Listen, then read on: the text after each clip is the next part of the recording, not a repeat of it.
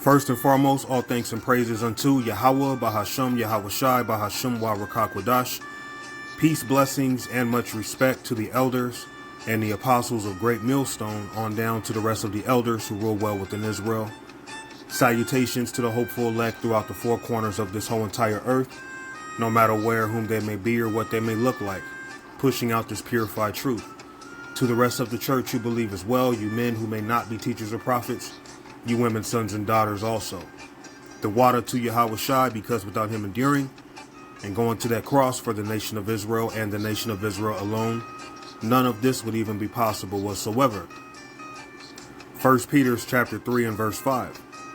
For after this manner in the old time, the holy women also who trusted in God adorned themselves, being in subjection unto their own husbands, even as Sarah obeyed Abraham, calling him Lord, whose daughters ye are, as long as you do well and are not afraid with any amazement. So as a woman, you are to be submissive to your husband. And many women, they'll get offended at this, and they'll make all these different excuses on why they shouldn't submit. Well, my man, he ain't even making no money like that, right? Well, he didn't ask to marry me. He didn't put no ring on it. Well, according to the Bible, sex is marriage. And according to the Bible, your submission isn't based off of your husband's bank account. Okay? If your man can provide food, clothing, and sex, there's really nothing for you to complain about. Okay? And a husband that loves you, a husband that deeply considers your safety. Okay? But a lot of women, they have an issue with submitting to men. And at the same time, I don't fully fault the women, because a lot of men of today are cowardly. But that doesn't take away the purpose of a woman. The whole purpose of a woman was to serve her husband. And again, your husband is the man you're laying down with. But for many of you women, you're laying down with multiple men. You're an adulteress. Genesis chapter 3 and verse 16. Unto the woman he said, I will greatly multiply thy sorrow, and thy conception in sorrow. Thou shalt bring forth children, and thy desire shall be to thy husband, and he shall rule over thee. So it's already set in stone. We, being the man, are to rule over our woman. The man is head over his woman. That's how the Lord set it up. That's how the Lord wanted it to be done. Okay? Unto the woman he said, I will greatly multiply thy sorrow and thy conception. In sorrow thou shalt bring forth children. And this shows you that Yahweh Ba'ashem Yahweh Shai is real. Because when you look at people, when women bear children, they have to go through labor pains. But the animals don't have to go through that. Sea creatures, land creatures, okay? All these different creatures outside of people don't have to deal with labor pains. That's a pain that a person, a female person has to deal with because of the curse of Eve. In sorrow thou shalt bring forth children, and thy desire shall be to thy husband. Your desire isn't supposed to be to Chris Brown. Your desire isn't supposed to be to some damn NFL celebrity or some NBA celebrity. Your desire is supposed to be to your husband. And the reason why you women have labor pains, it has nothing to do with you being stronger than a man. The scriptures already calls you the weaker vessel, so cut that nonsense out. The reason why women have labor pains is because of Eve's sin. Okay? Now, let's go to the book of, it's on the tip of my tongue. What scripture is that?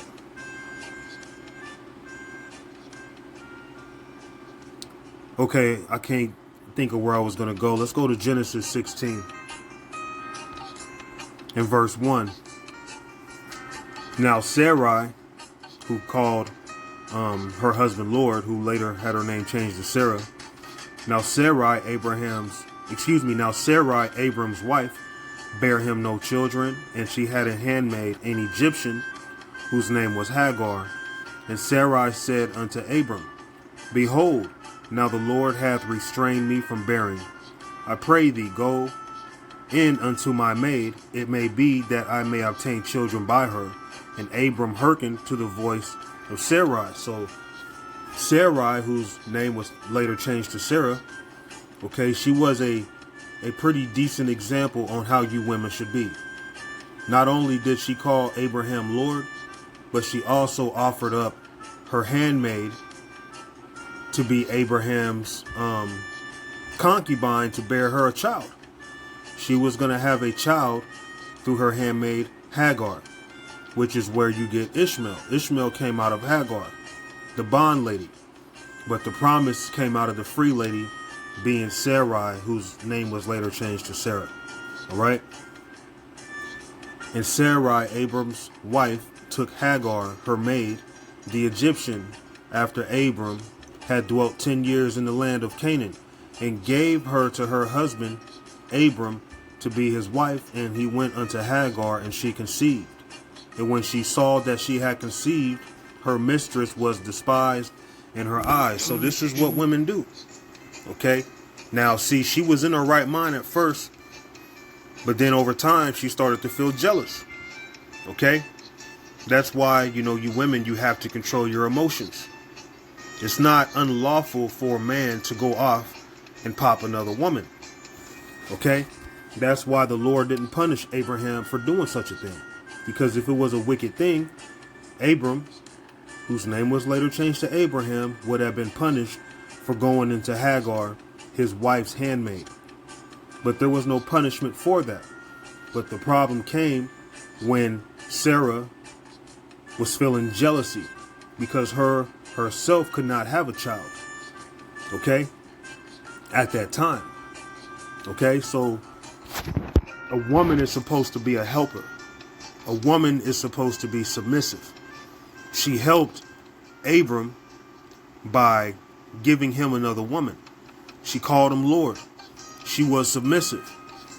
Now, her flesh still kicked in because she was dealing with jealousy. But most of you women, you don't even have it in you to give your man a woman, let alone a woman that's close to you. Could be a friend, could be a sister, could be a first cousin. A lot of you women wouldn't do that because it's not in you. Okay? A lot of you women are frauds and phonies. The scriptures tell you that a wise woman, let's just get it. Let's not even quote it. Let's just get it. Ecclesiasticus, also known as the book of Sirach, chapter 22 and verse 4. A wise daughter shall bring an inheritance to her husband. And that's exactly what Sarai did to Abram. She brought Abram her inheritance, being Hagar. But she that liveth dishonestly is her father's heaviness. She that is bold dishonoreth her father and her husband, but they both shall despise her. So a woman's duty isn't to be bold and masculine. A woman's duty is to be submissive to her husband. That's why it's important that a husband and wife, okay, they be in unison. The wife should be in agreement with the husband. Sirach, also known as the book of Ecclesiasticus, chapter 25 and verse 1. In 3 things I was beautified and stood up beautifully. And stood up beautiful both before God and men.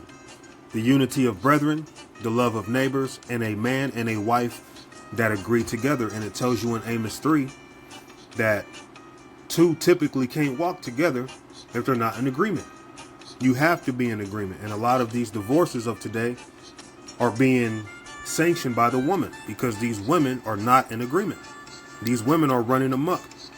These women are, thinking the grass is green on the other side, which again, some of these men out here, really a lot of these men, the majority of these men, they're not a good representation of a man.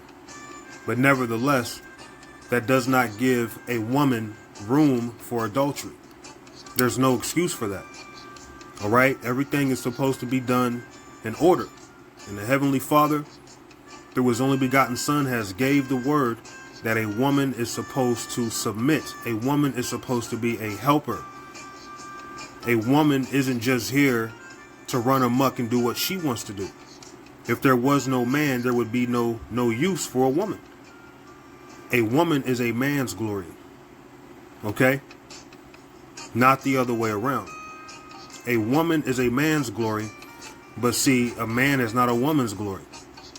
A lot of these women of today, their glory comes from material things. You know, they glory in their beauty. They glory in, vanity. But the scriptures tell you a woman's glory is her hair. And a lot of these so-called black women, they don't even have their real hair. Or they're dyeing their hair blonde and doing all this other weird stuff, man. Putting spirits on them. But again, a woman's job is to be submissive. A lot of you women, you think you're equal to a man. You're not equal to a man. Okay? A lot of you women have a lot of things to say when it comes to men. But everything in this society that you love so much, you better believe a man built it up for you to enjoy. Okay? We're in a time where women are just stubborn and rebellious, but the Lord wants a woman who takes instruction. Sirach chapter 26, verse 13. The grace of a wife delighteth her husband, and her discretion will fatten his bones. And a lot of these women aren't discreet today. They're loud. Okay? They're scantily clad in their attire. Okay? A silent and loving woman is a gift of the Lord, and that's humble. That's a sign of a submissive woman. And there is nothing so much more as a mind well instructed. If you can't instruct your woman, she's headed to destruction. And a lot of these women can't be instructed. They're too damaged. They're too demonic, man. A shamefaced and faithful woman is a double grace. And a lot of women are not ashamed of their past. They're not ashamed of what they're doing presently. And her continent mind cannot be valued. As the sun when it ariseth in high heaven, so is the beauty of a good wife in the ordering of her house. And see, there you go. A woman that cooks, that cleans, that's submissive to her husband. A woman that raises up her children the right way. Teaches her daughter how to be a woman, not some whore, not some loose goose. Okay? But an actual woman. That's a woman to be admired. The problem is, most of you women of today, you're really not desirable outside of wanting to take to a bedroom. Okay? And some of you, that's not even really desirable, because a man who's dealt with enough women, you know, at the end of the day, no woman really offers anything different from another if she's not submissive and doing things that the Lord asks. Then she's pretty much like every other woman. You basically had it multiple times through other women. But a woman who's actually doing what the Lord is asking, that's a rare find. And the Lord is looking for women who are actually women. Okay?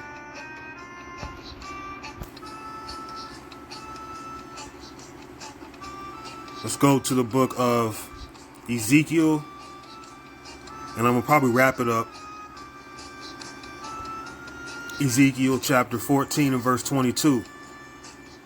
Yet behold, therein shall be left a remnant that shall be brought forth, both sons and daughters. And the daughters that are going to be delivered are the daughters that believe, the daughters that are submissive to their husbands. Okay? The daughters that are doing what a woman is supposed to do, according to the scriptures, not according to what the world says or some damn YouTuber says. Okay? Behold, they shall come forth unto you, and ye shall see their way and their doings, and ye shall be comforted concerning the evil that I brought upon Jerusalem, even concerning all that I have brought upon it. So there's going to be a remnant. Certain women are going to be saved because they're going to be submissive. They're going to be believers. They're going to understand a man can have multiple women. Okay? If a man is handling his business, okay, he's feeding you, he's clothing you, and we're in a time now where a lot of you women can do that on your own. So does that give you excuse to say, I don't got to be submissive to you, I can already do that? No, it doesn't. Okay? You're still supposed to be submissive to your husband. All right? Not giving your desire to nobody else. Not to some celebrity crush. But to your husband, that's where your desire is supposed to be. The women that are going to make it up out of here, that's how they're going to be. Not some not some fan, some fanatic over someone outside of your husband. Okay? Period. I said I'd close it there, but I think I have time for one more. Jeremiah chapter 31 and verse 8. Behold, I will bring them from the north country and gather them from the coasts of the earth, and with them the child and the lame, the woman with child, and her that travaileth with child together. A great company shall return thither. So there's going to be women who are going to be impregnated by one of the elect. They're going to make it up on a chariot while being pregnant. You're going to have women that are going to make it up on a chariot with their child. But these are the women that are going to be submissive, okay, who actually act like women. So I pray that this was simple and edifying. I had to kind of move quick because of time. I got to get ready for work. I wanted to make this longer, but things get in the way sometimes, man. And sometimes the spirit hits me when it hits me. So Kahala Yahweh Ba'Shem Yahweh Shai Shalom.